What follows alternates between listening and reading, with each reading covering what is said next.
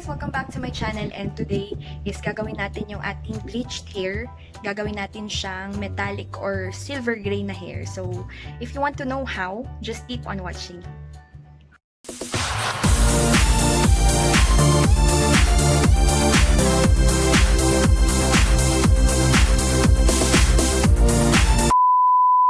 Ngayon is gagawin natin gray or silver gray yung ating hair. Kasi gray naman talaga siya nung birthday ko. And ilalagay ko dito yung first na nagpa-gray ako ng hair ko November 16. Kasi November 17 yung birthday ko. And nag-fade na siya agad. Yan, January pa lang pero nag-fade na siya. So gagawin ulit natin siyang gray. So na-bleach na yung hair ko. And hindi ko na i-bleach to. Next time na lang yung dito sa dulo. And, ayan, magdi-DIY bleach, DIY ash gray tayo ngayon. Or DIY silver gray hair tayo. Okay guys, so ito na yung na-mix ko na oxidizing cream and yung color mismo. And toothbrush lang yung ginamit ko, yung old toothbrush. Ayan. Kasi nga, DIY tayo. And then, ito lang yung pang take out ata. Ito yung pang take out namin na tawag dito, container, plastic container. And ito yung ating hair color, ito yung Bremod. Ayan, and yung shade niya is ayan, 10.01 or silver gray. And then meron tayo dito, ito siya, ito yung lagayan niya. So ito na, nalagay ko na siya. And inubos ko na kasi para sa isang talaga siya, isang gamitan lang naman siya. And lalo na kung kung yung hair natin is sobrang mahaba or makapal siya. Ayan. Pag makapal yung hair mo at sobrang mahaba, siguro dalawang ganito. And ito yung ating oxidizing cream na 12%. Ayan, 12% siya. Na-mix ko lang silang dalawa. Mix. And then, combine lang yung dalawa. Hanggang sa maging okay na siya. Okay, so ito na po yung na-mix natin na hair color at saka oxidizing cream. So, tawagin na natin yung magkukulay ng ating buhok. Lab! Sige na. Color. Okay, so, kuha tayo ng chair.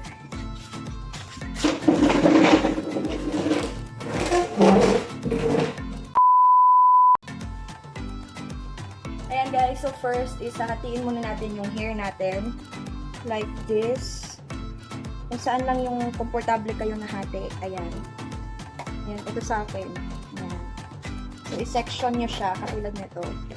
Kuha mo na kayo dito sa gilid kasi naka one-sided ako. So, ayan, i-section natin siya dyan. Hayaan nyo lang yung likod. So, meron ako ditong ayan, goma. Ayan. Make sure na pag gray hair kayo, gusto nyong ma-reach, dapat i-bleach nyo muna yung yung hair. Next, dito naman tayo sa kabila.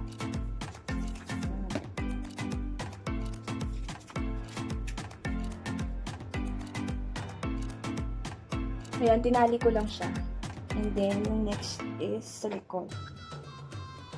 Bisection siya. And ito yung likod. Tirahan nyo lang siya ng konti, like this. So, ayan na siya guys. Kukunin ko to. Bali, nagtira lang ako ng, ayan, konting hair. Tapos, ito, itatali ko din to. Using my, ayan, syempre, pantali.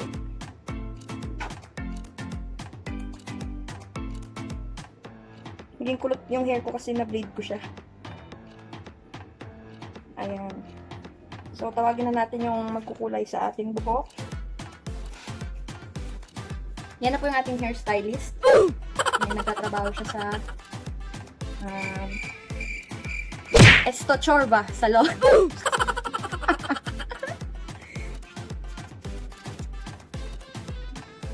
Sa likod, ayan, pwede kayong magpatulong. Tapos sa gilid, pwede na kayo na lang. Anyway guys, pala siya, hindi siya dapat basa pag naglagay kayo ng kulay. Huwag niyong basain yung buhok niyo kasi mas okay pag natural oil ng hair yung lumalabas. Tsaka lagyan mo siya ng pangkulay kasi mas mas didikit at mas lalabas talaga yung kulay.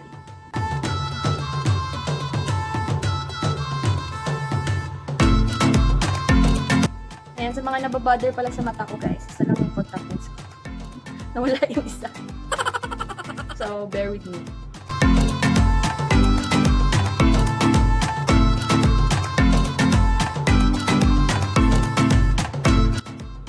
Ayan, yan lang muna guys, and mamaya i-close up ko yung dito banda pag ako na yung nagkulay para makita nyo kung paano yung pag-apply.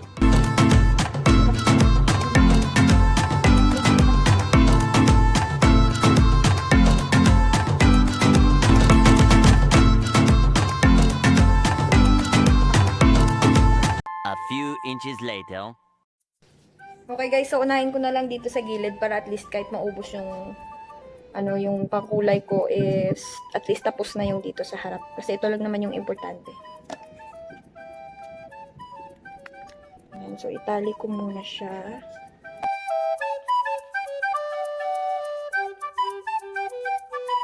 Okay, so ito yung may wagang gloves natin guys. Plastic. Ayan, syempre DIY.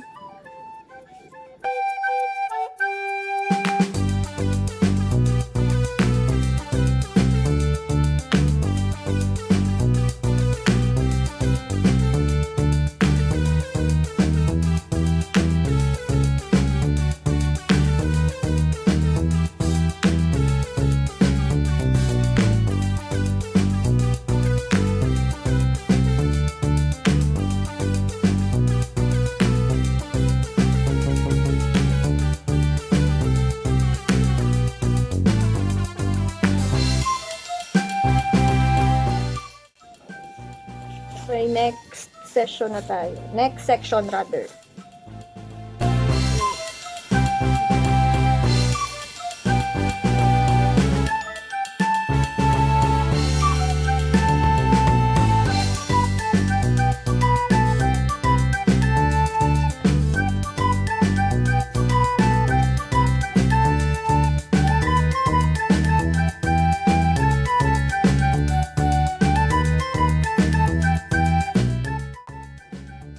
Ayan, so dapat ito yung talagang damihan natin ng kulay kasi ito yung talagang nakikita.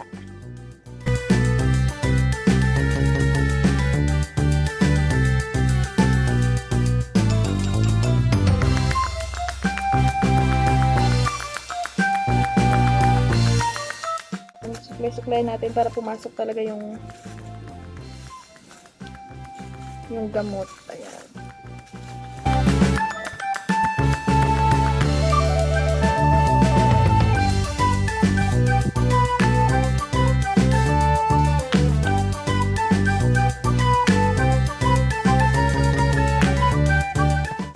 Okay, so tapos na tayo dito. Ito na tayo. Ito dalawang dalawang section lang to.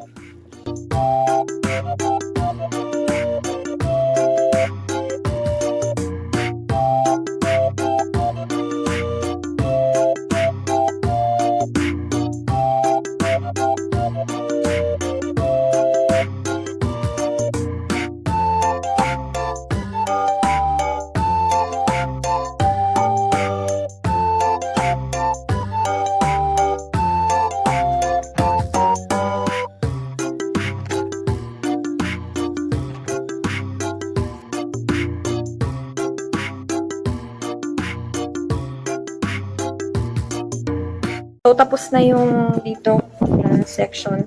And ito na lang yung natitira. So, tatapusin ko lang po and I'll be back. Many unbearable hours later. Okay guys, so naayos ko na siya. And ito na yung 10 minutes pa lang nababad. And ngayon is aayusin ko na siya dahil lalagyan ko siya ng plastic. Ay, ito siya. Ito yung ginamit ko kanina sa kamay ko. So, ilalagyan ko siya para mas mabilis siyang mag-effect. So, tatalian ko lang siya like this. Ayan. Or kahit wala ng tali, ganonin mo na lang. Huwag na lang magtali para hindi siya maging kulot. And then, nalagyan ko siya ng plastic.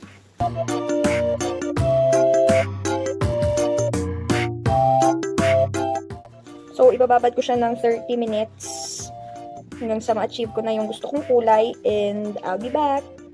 Several song-filled hours later. Hello guys! guys, so fresh na tayo. Ayan, bagong ligo na. Yan, nabanlawan ko na siya. So, tingnan natin kung ano yung magiging result niya. Ay, wow.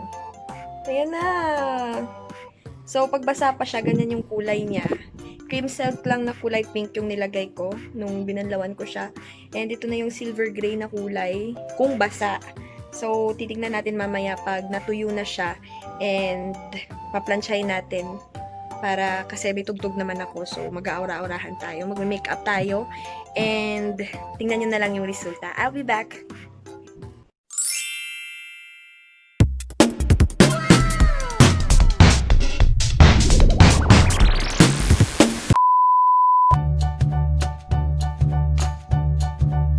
Okay guys, so ito na yung kinalabasan ng aking DIY hair.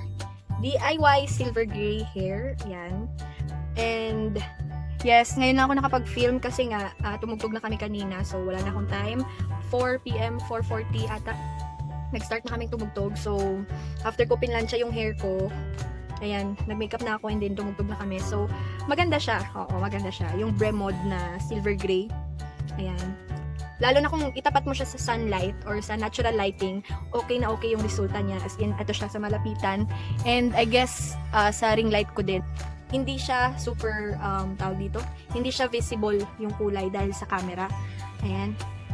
So, susuklayin ko siya para makita. Pero sa personal guys, maganda siya. Maganda siya. Nagandaan ako sa kulay dahil gray talaga siya, lalo na pag itapat mo siya sa natural lighting or sa sunlight. Ayan. Ayan yung tunay na kulay niya. Basta gray talaga siya. Hindi ko ma-explain, pero gray siya. Maganda siya.